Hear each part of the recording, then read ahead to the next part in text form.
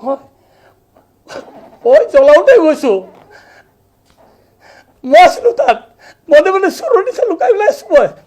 যাক মই উদ্ধাৰ কৰি আনিব চেষ্টা কৰিলোঁ মোক এনেকুৱা সাজি দিলে হা কি পলিটিকেল ষড়যন্ত্ৰ আছে কাৰ ষড়যন্ত্ৰ আছে মই নাজানো পাৰিব নেকি আপোনালোকে কওক মোৰ আৱেগ নাছিল নেকি তাক লৈ পেলাই চবকে সোধক তাৰ যিমান ফেন ক্লাব আছে তাক সোধক যেতিয়া যোৱাবাৰ যেতিয়া তাৰ চিজাৰ হৈছিল মোৰ হস্পিটেলত চিজাৰ মই চবকে বুজাইছিলোঁ যে তহঁতে চবেই কওঁ তাক খোৱাটো বন্ধ কৰা তাক সি খালে নাথাকিব গভৰ্ণমেণ্ট চৰকাৰী বহুত ডাঙৰ ডাঙৰ অফিচাৰকো মই কৈছিলোঁ যে ইয়াক খাব নিদিয়া ভাল ইয়াক আমি সংৰক্ষণ কৰি ৰাখিব লাগে কিন্তু কি বনাই দিলে যে মই যাব নোৱাৰোঁ নহয় মই গ'লে তাত গণ্ডগোল হ'ব মই গ'লে মানুহে মোক মাৰিব মই গ'লে মানুহে হেৰি কৰিব এইটো কথা হ'ল নেকি এতিয়া কি হ'ল মই নাযাওঁতে মানুহৰ ভাৱধাৰাটো তেনেকুৱা হৈ গ'ল যে কিবা আছিলে নেকি এতিয়া কেছ দিলে অখিল গগৈ পাৰ্টীয়ে কেছ দিলে অখিল গগৈৰ ভগ্নী অৰ্গেনাইজেশ্যনে কেছ দিছে ভগ্নী অৰ্গেনাইজেশ্যনে কেছ দিছে বঙাইগাঁও দি কৈছে 17 তাৰিখে মই লৈ গৈছোঁ সেই অভিযোগটো এনেই মিছা মইতো আছোঁই ইয়াতে 17 তাৰিখে আছোঁ কেছটো উঠাব গৈছে বুলি কালি CM কৈছে যে কেছটো উঠাবলৈ গৈছে বোলে হয়তো উঠাব আজিকালি আমি কাকো কোৱাও নাই যে উঠাবলৈ কেছটো হয়তো উঠাব গৈছে হয়তো গম পাইছে যে এইটো কেছটো ৰং আজিকালি কেছ ৰং হ'লে ৰং কেছ দিলে কিন্তু ৰং ইনফৰ্মেশ্যন দিলে উল্টা কেছ হৈ যায় আজিকালি নিয়মটো তেনেকুৱা আজিকালি সেইটো কয় যে আপুনি ফলছ কেছ যদি দিছে আপোনাৰ ওপৰত কেছ হ'ব গতিকে সেইটো হ'ল হয়তো সেইকাৰণে উঠাব গৈছে আমিতো একো গম নাপাওঁ কালি যেতিয়া CM ক'লে আমি তেতিয়াহে গম পাইছোঁ এনেকুৱা কেছ হৈছে নেকি তেতিয়া মই ভাবি আছোঁ কি ঘটনা কি নহয় মোৰতো কাৰো লগত শত্ৰুতা নাই মই যোনদিনাখন বাহিৰত গৈ আছিলোঁ মোক অখিল গগৈয়ে ফোন মাৰিছিলে ফোন মাৰি পেলাই মোক ৰিকুৱেষ্ট কৰিছিল যে এটা নিউজ এটা আছে আপুনি কৰি দিব নেকি মই ক'লোঁ যে চোৱা অখিল মই নাই গুৱাহাটীত মই এতিয়া বাহিৰত যাব ওলাইছোঁ তুমি কিবা নিউজ আছে তুমি প্ৰশান্ত ৰাজগুৰুৰ লগত কথা পাতি ল'বা তেওঁৰ লগত পাতা তেওঁ কৰিব পাৰিব আৰু সেই নিউজটো মোক মেছেজত অখিল গগৈ চব দিছে ৰাতি টাইম সেইবিলাক চব আছে মোৰ তাত সেইখিনিও আছে মোৰ তাত মইতো মিডিয়া অকল মোৰতো বিজনেছটো মিডিয়া নহয় মইতো 10টা আৰু কাম কৰোঁ আপোনালোকে চবেই জানে কিমানটা কাম কৰোঁ গতিকে মই ক'লোঁ নিউজ ৰিলেটেড বস্তু যদি ৰাজগুৰুৰ লগত কথাটো পাতি ল'বা সিমানটো কৈ থৈ দিলোঁ এতিয়া কি ইণ্টেনশ্যন লৈ কিয় কেছ কৰিলে কি কাৰণত মোৰ ওপৰত কেছ কৰিছে মই এইবিলাক একো নাজানো বা তাৰ কি ইণ্টাৰেষ্ট আছিলে সেইটো মই নাজানো কাৰ কি ইণ্টাৰেষ্ট আছিলে সেইটো নাজানো দুটামান পৰ্টেলে এইবিলাক বস্তু আজি পৰ্টেলৰ কোনো ৰেগুলেশ্যন নাই কাৰণেহে এইটো কৰিব পাৰিছে যি পায় তাকে কৈ দিছে যি পায় তাকে লিখি আছে যি পায় তাকে নিউজ কৰিছে এতিয়া আপোনালোকে মোক আজি এটা মোৰ প্ৰশ্ন আছে আপোনালোকক গোটেই জাৰ্ণালিষ্ট আছে মই যদি ইয়াত জন্ম হৈ পেলাই 55 বছৰত মই যদি অসমীয়া হ'ব নোৱাৰিলোঁ 8,500 কৰ্মচাৰী ৰাখি পেলাই মই আজি অসমীয়া হ'ব নোৱাৰিলোঁ এটা ব্যৱসায় এটা বিজনেছ মোৰ অসমৰ বাহিৰত নাই বহুত অসমীয়া মানুহ আছে যোনে গৈ বাহিৰত বিজনেছ কৰি আছে মোৰতো এটাও নাই মইতো যি বিজনেছ হয় মই চবকে কোৱা নাই মই অসমত কৰিম মই এটা ফিল্ম চিটি বনাবলৈ ওলাইছিলোঁ যে ফিল্ম চিটি এই আজি 4 বছৰ আগতে বনাব ওলাইছিলোঁ নাপাওঁ পাৰমিশ্যন মোক মেঘালয় গভৰ্ণমেণ্টে অফাৰ দিছিলে যে আমাৰ এইফালে তুমি কৰি দিয়া ৰাস্তাৰ এইফালে মেঘালয় মই তথাপি ক'লোঁ নাই মই নকৰোঁ মই যি কাম কৰিম মই অসমতে কৰিম মই মোৰ শপত খাই থৈছোঁ মই যি বিজনেছ কৰোঁ নকৰোঁ মোক অসমৰ বহুত বস্তু দিলে অসমৰ ৰাইজে গতিকে মই যি কাম কৰোঁ মই অসমৰ ৰাইজৰ কাৰণে কৰিম এতিয়া সব বস্তু পইচাৰ কাৰণে নহয় এতিয়া কোনোবাই লিখিছে অনা অসমীয়া এই শব্দটো শুনিলে মোৰ গাটো জ্বলি যায় অনা অসমীয়া বুলি লিখে কোনোবাই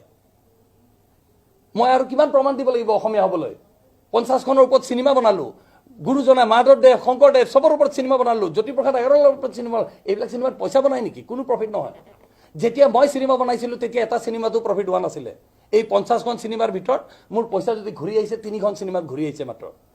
বাকি 47খনে লছতে গৈছে তথাপিতো মই এৰি দিয়া নাই চিনেমা বনোৱা নহয় বনাই থাকিম কিয় আমাৰ এই যেটো দায়িত্ব লৈছিলোঁ মই আজিৰ পৰা 15 বছৰ আগত সবে যদি অনুৰাধা চিনেমা হলত যোন মানুহ আছিলে মই এনাউন্স কৰিছিলোঁ অনুৰাধাত মোৰ চিনেমা দুৱাৰখন যেতিয়া প্ৰিমিয়াৰ হৈছিল যে পইচা আহক নহওক মই আজিৰ পৰা ৰিস্ক লৈছোঁ যে মই চিনেমা বনাই থাকিম কিমান দিন অসমৰ মানুহে চিনেমা নাচাব এদিন হলেতো চাব সেইটো সময়ত অসমত বছৰটো দুটা চিনেমা হৈছিলে মাত্ৰ 2007 8 9 ৰেকৰ্ড উলাই পেলাই আপোনালোকে চাওক কি চিনেমা হৈছিলে আৰু আজি কিমান চিনেমা হয় চাওক কিন্তু মইতো বেয়া সময়টো কৈ থাকিলোঁ আৰু হেকিনি কৰাৰ পিছত মোক যদি কোনোবা অনা অসমীয়া কয় মই আজি সবৰ ৰাইজৰ পৰা বিচাৰিছোঁ যে অসমীয়াৰ ডেফিনেশ্যনটো মোক বুজাই দিয়ক মোক যে ইমান গালি দিছে সামাজিক মাধ্যমত ইমান বেয়া কথা লিখি দিছে একদম অনা অসমীয়া প্ৰথম সবতকৈ ডাঙৰ শব্দটোৱে হ'ল অনা অসমীয়া মই মাননীয় মুখ্যমন্ত্ৰীক এতিয়া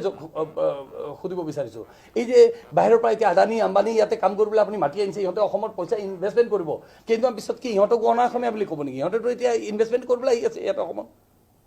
তেওঁ যেনেকুৱা চৰকাৰে যেনেকুৱা ডেভেলপমেণ্টটো চিন্তা কৰি আছে আমিও কৰি আছোঁ মোৰ স্পীচ এটা আজি জুলাই মাহত মই আমেৰিকা গৈছিলোঁ চিকাগো, সেইটো মই নিজৰ পইচাত গৈছিলোঁ, মনত ৰাখিব আপোনালোকক আকৌ কওঁ, মই কাৰো পইচা দি টিকেট নলওঁ, কাৰো পইচাত হেৰি নাযাওঁ। মোক আছাম কনভেনশ্যনে মাতিছিল তাত, মই চিকাগোত গৈ মই স্পীচ দিছিলোঁ, সেই স্পীচটো কেতিয়াবা আপোনালোকে চাই ল'ব।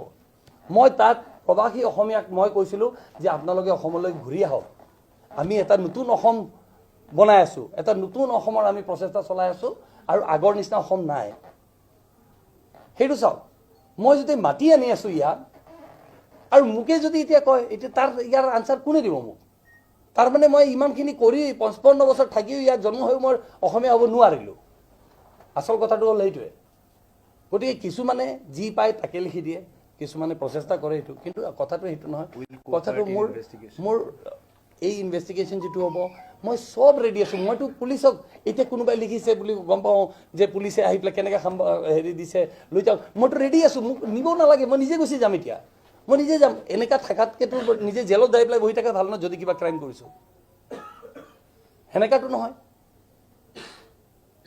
চ' এনেকুৱা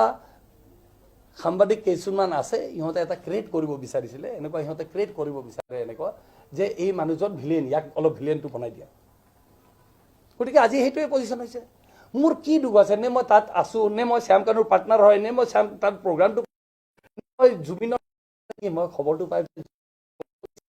যে নহয় জুবিনৰ মই তাক হস্পিটেল লাগিছিল নেকি? মোৰ ভুল লাইফত লৈ গ'লো। আৰু মই আপোনালোকক কওঁ, যদি নগ'লো হয় তাত, সিহঁতে হস্পিটেললৈকে লৈও নগ'লে, কাৰণ সিহঁতে তাতে হেৰি কৰিছে, পুলিচে যাবই দিয়া নাই, পুলিচে নিজৰ ইনভেষ্টিগেশ্যনত লাগি আছে, সেইকাৰণেতো বাকী কেইজনক দিয়া নাই। গতিকে যি লাষ্ট প্ৰচেষ্টা এটা আছিলে, লাষ্ট চেষ্টাটো আমি কৰিলোঁ। সেই ভিডিঅ'বিলাক, ফটোবিলাক আপোনালোকক এতিয়া আমি চব দি দিম আপোনালোকক। এইবোৰ বস্তু ৰাজহুৱা কৰা বস্তু নাছিল কাৰণে দিয়া নাছিলোঁ, এতিয়াতো দিবলৈ বাধ্য হৈ গৈছোঁ, নহ'লে মোৰ ওপৰতে ডাউট হৈ গৈছে মানুহৰ, বা একচাম মানুহে চেষ্টা কৰিছে একদম এইটো ক্ৰিয়েট কৰিবলৈ। আমিতো থাকিব পৰা নাই নহয়। আৰু ইয়াৰ পিছত আপোনালোকৰ যদি কিবা কথা থাকে, যাৰ যি কথা থাকে, মই প্ৰত্যেকটা মানুহৰ কথা উত্তৰ দিবলৈ ৰেডি আছোঁ। আৰু মই যিটো প্ৰথম কথা ক'লোঁ, এটা কথা যদি আপোনালোকে, মই কোৱা কথাত এটা কথা যদি আপোনালোকে, আজি প্ৰেছ ৰিলিজটো দিছোঁ, উইথ অল এভিডেঞ্চ দি দিছোঁ, আপোনাৰ টিকেট, বৰ্ডিং পাছ, টাইম, ক'ত গৈছিলোঁ, কি গৈছিলোঁ, কাৰ কল ৰেকৰ্ডবিলাকো যদি লাগে, মই চব গোটেই কল ৰেকৰ্ডবিলাকো দি দিম আপোনালোকক, মই ক'ত আছিলোঁ, কি কৰিলোঁ। খালি এটাই কওঁ, মই অসমৰ ৰাইজে যিটো ভাবি আছে যে মই কিয় ওলাই অহা নাই, মোক মানা কৰা হৈছিলে, মই সেইকাৰণে যোৱা নাই। মই গৈছোঁ, জুবিনৰ ফুনেৰেল যেতিয়া জ্বলাই আছিলে, জুবিন তাৰ আগতে গৈছোঁ মই গৈ তাৰ পৰাও খনাপুৰৰ পৰাও ঘূৰি আহিছোঁ। কিন্তু কি কৰিব, মোক যদি আৰক্ষীয়ে মানা কৰে, নাই নোৱাৰা যাবলৈ, যে আমি ৰিস্ক নলওঁ তোমাৰ, কাৰণ ইয়াত কিবা সেইটো হয়, ঠিক আছে, উত্তেজিত হৈছে, ইনভেষ্টিগেশ্যন কৰোঁ, আমি বিচাৰি আছোঁ যে ইনভেষ্টিগেশ্যন হওক। মই বিচাৰোঁ তদন্ত হওক। ইয়াত যদি কাৰোবাৰ কনস্পিৰেচি আছে, তাক জেলত ভৰাওক, তাক যি কৰে কৰক। ইয়াত যদি কাৰোবাৰ কনস্পিৰেচি নহয়, ওলাই যে নহয়, কাৰোবাৰ মানে কেজুৱেল বিহেভিয়াৰ আছিল, বা যাৰ নেগলিজেঞ্চ আছিলে, যোনে দায়িত্ব ল'ব লাগিছিলে, সি দায়িত্ব যদি লোৱা নাছিলে, তাৰ ওপৰতো একশ্যন হওক,